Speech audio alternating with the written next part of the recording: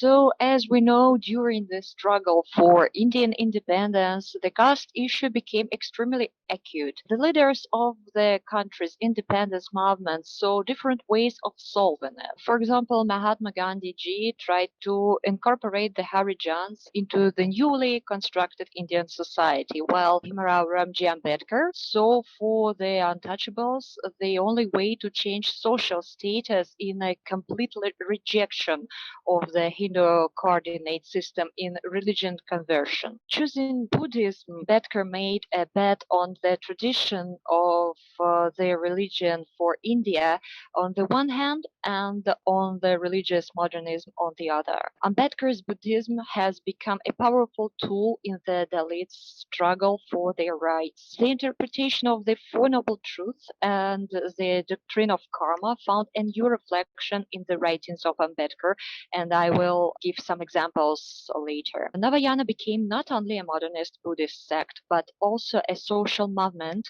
opposing Hindu society. Social identity in modern India has a complex structure, including, in addition to ethnic, confessional, and other components, also caste. A special place in the system of social relations in India has been and continue to be occupied by untouchables, social groups inside the caste system. Representatives of these groups have traditionally been engaged in the dirtiest and most thankless work, for which they were discriminated by representatives of higher castes. However, the most acute caste issue arose during the period of India's independence. In the course of the national liberation struggle, the fathers of the nation have repeatedly turned to the topic of untouchability as a social and religious problem. Consolidation of the entire people, even of its most marginal strata, was to become the key to a successful national building policy. The question of oppression of the untouchables was most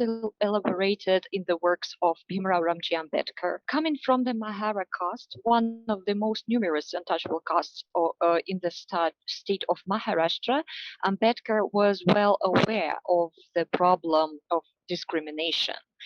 In the course of working on the text of the Indian Constitution, Ambedkar proposed a number of articles guaranteeing the rights and freedoms of discriminated classes, and he was the author of the term Dalit, and then later it was scheduled castes, scheduled tribes, and so on. So, as for Ambedkar, the reason for discrimination was in Brahmanism and Hinduism, where the Varna caste system was established. So he saw the only way to overcome caste oppression in religious conversion.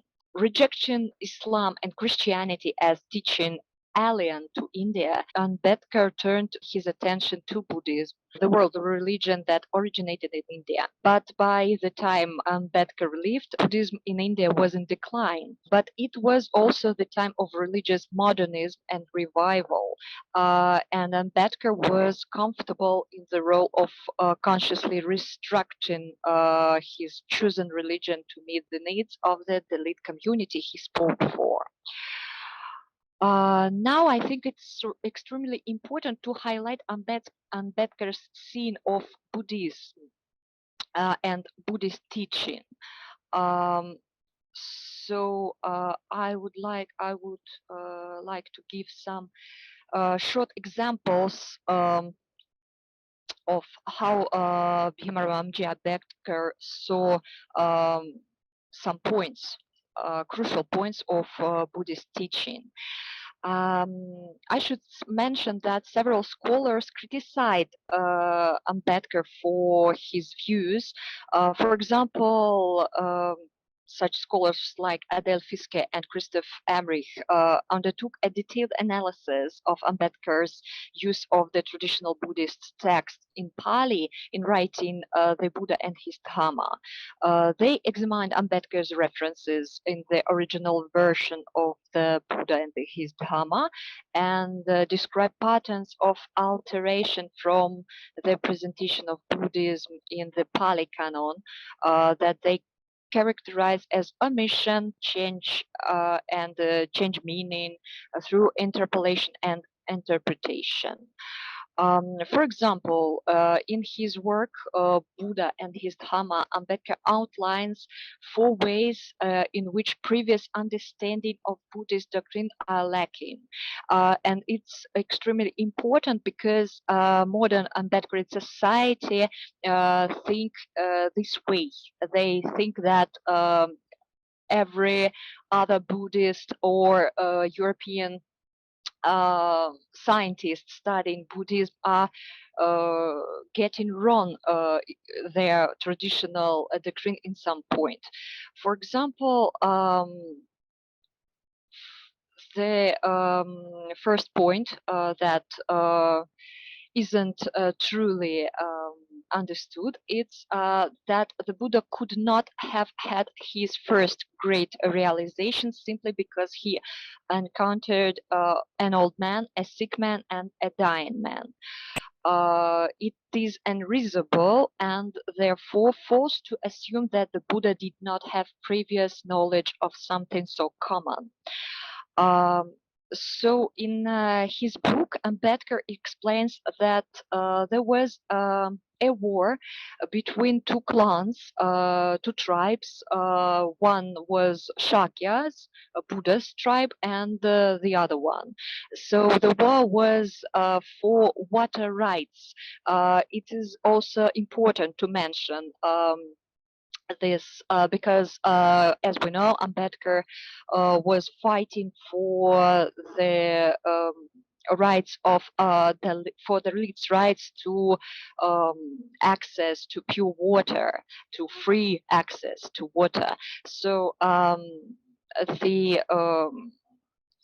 war for water was between 2 tribes, and according to Ambedkar, the Buddha advocated a rational and peaceful resolution of this conflict, but was unable to gain the necessary political leverage because he lacked majority vote. It's also very interesting because here we see that Ambedkar speaks about Buddha like about a politician. Uh, so when his policy, Buddha's policy, couldn't resolve this problem peacefully, Buddha decided to go into exile to save his community from this conflict, from war with the other tribes. So this interpretation is very specific in one hand and very modern in the other hand.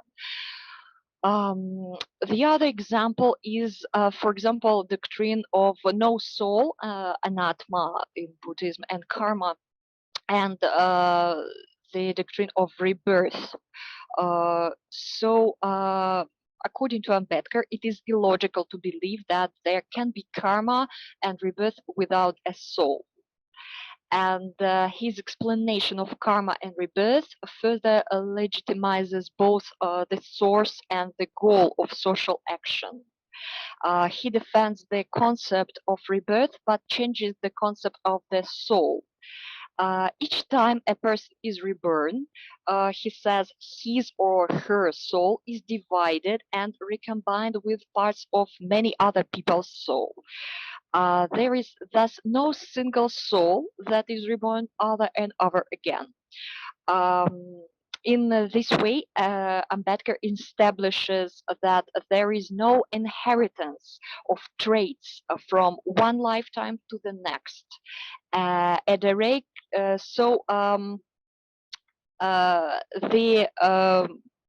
birth in, for example, untouchable community is not explained by your karma. It's very important and interesting also. Thus negates the idea that current social injustice are a result of past misdeeds and assures the lead converts that their new framework does not contain the possibility for religiously sanctioned hierarchy. And one another interesting point in Ambedkar's understanding of Buddhism is the monk's position, monk's purpose has not been presented clearly. Who is a Buddhist monk? Is he a perfect man or a social servant?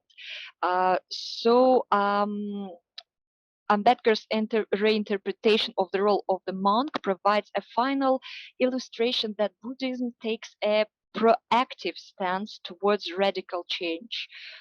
Monks should not be content merely to serve society. They are instead the active participants and creators of history. He writes that bhikkhus, so monks, bhikkhus' duties are to proselytize for Buddhism and serve the laity. Um, it is very interesting because this corresponds with the report that we have heard several minutes ago.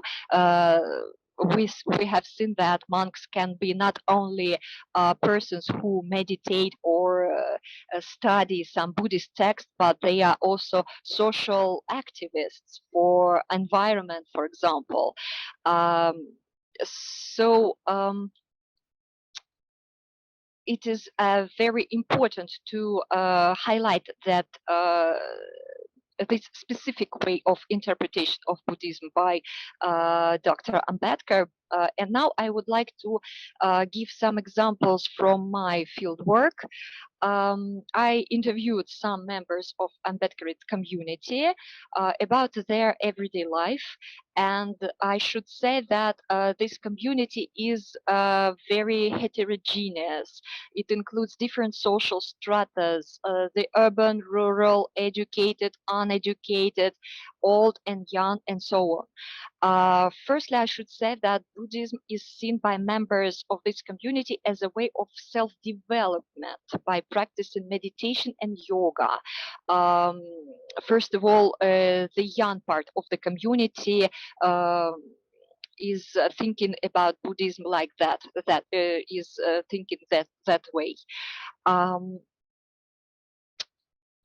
And many of them haven't even read Ambedkar's works, Ambedkar's essays, or Buddha and his Dhammas. So they are just practicing.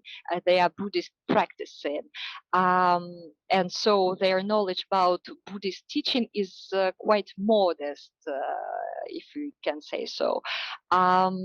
But the elder part and I think the most educated part of community certainly have read Ambedkar's essays, but they have no critical approach to them. So they argument just like Ambedkar did. For example, one of the members of community asked me about the theme of my thesis, PhD thesis, and so when I answered that it is Navayana and new identity of Mahar society, Mahar community, he said, no, you are getting it wrong. There is no Navayana, Hinayana, and so on. There is just Buddhism. And we have no new identity. We are just reconstructing our roots. When I asked him to explain what he means by that, he says, but it is written in Ambedkar's essays.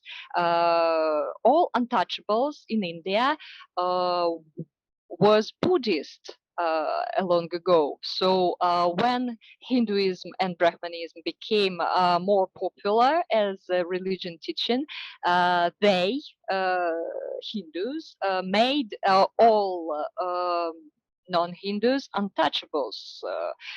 And it was like, how can you ask this stupid question? It's everybody knows that.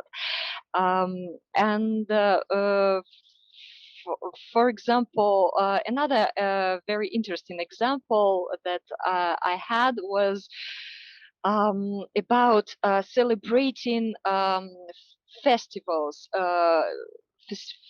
Hindu festivals. For example, Diwali, because it was just the days of Diwali when I took my interview. So, as we know, Diwali is prohibited for Navayana Buddhist by Ambedkar as a Hindu festival because it's written in 22 vows made by Bhimrao Ramji Ambedkar. But in practice, there are two very different points of view. One point of view is we, as Ambedkarit, we shouldn't celebrate Diwali, but not because it's a Hindu festival, but because it's a mourning day of for one bhikkhu who was killed in this day. So it's a very, very sad occasion, and we shouldn't make a fest of this. And the other point of view is that we Ambedkarites should, of course, celebrate Diwali, but it's not a Hindu fest. It's our Buddhist fest. It's the day when Buddha came to Kapilavastu from his exile. And so he was greeted by people who lit some candles and so on. So it's a very, very cheerful day for us as Buddhists. So you can see from these examples that in community itself, there are many, many points of view, many, many understandings of Buddhism itself, of relations between Buddhism and Hindu religion, between practices, fasts, and so on. To sum up, I would like to outline that Bhimrao Ramji Ambedkar constructed his Navayana Buddhism on very specific interpretation of Buddhist teaching in interests of the elite community he spoke for. Ambedkarite community is very heterogeneous. Maha rejection of caste does not always entail a rejection of Hindu religion.